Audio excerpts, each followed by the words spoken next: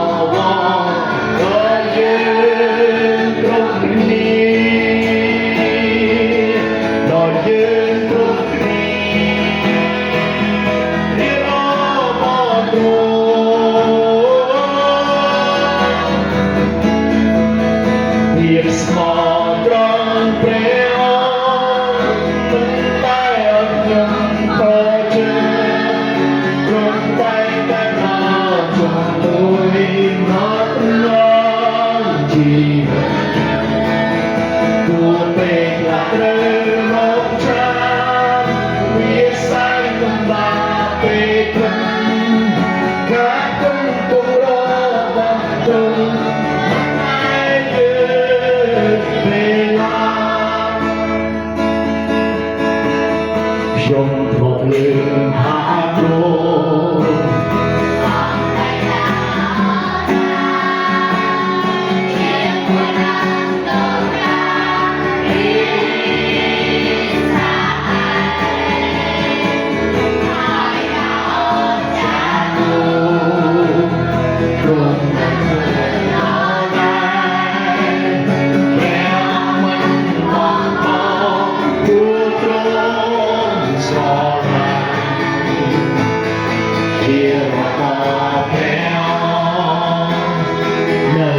ស្វែងរកទ្រង់ព្រះដ៏សែងស្មោះត្រង់ទ្រង់ព្រះសន្តានហើយក៏បាន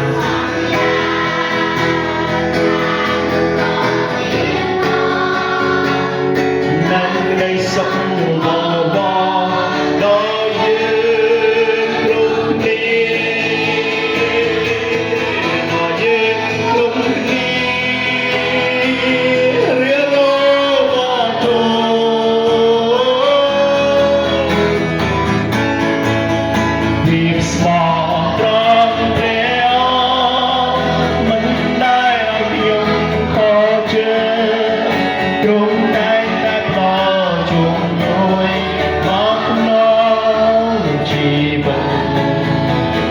ទូពេលខ្លះត្រូវរងចាំ